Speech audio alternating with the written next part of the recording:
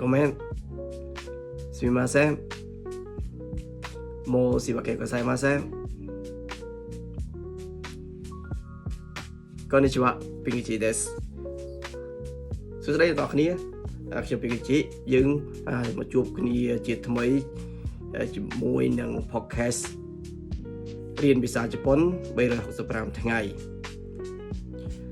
នេះយើងស្វែងយល់ពីពាក្យមួយគឺការសុំទោសជាភាសាជប៉ុននិយាយថា sumimasen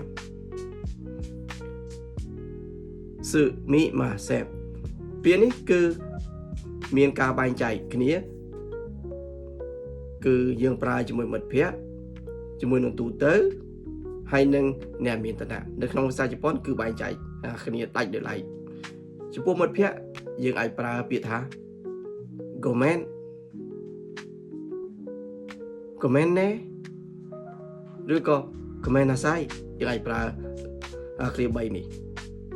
3គឺយើងប្រើបានហើយចំណែកយើងប្រើជាលក្ខណៈទូទៅតែម្ដងមិនថាមិត្តភ័ក្តិមិនថា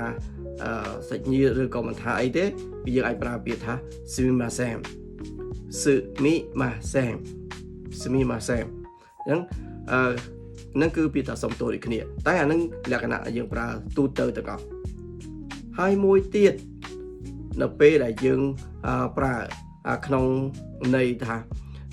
ផ្ដល់កិត្តិយសឲ្យដៃគូអ្នកស្ដាប់ដោយការគោរពទៅដៃគូរបស់យើងអាចប្រើនៅក្នុងន័យដែលជ្រាលជ្រៅបំផុតហ្នឹងគឺយើងអាចនិយាយថា Moshiwake gozaimasen គឺមានថាខ្ញុំសូមអភ័យទោសផង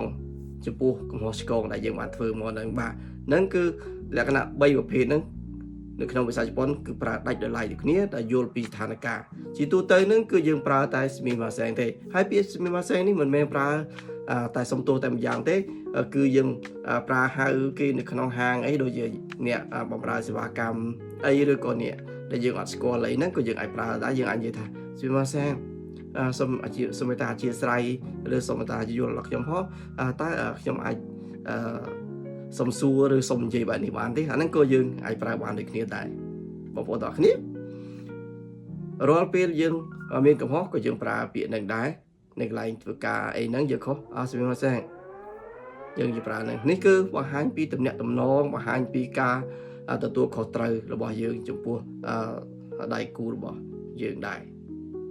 អរគុណអ្នកទាំងអស់គ្នាចំពោះការតាមដានស្ដាប់នឹង podcast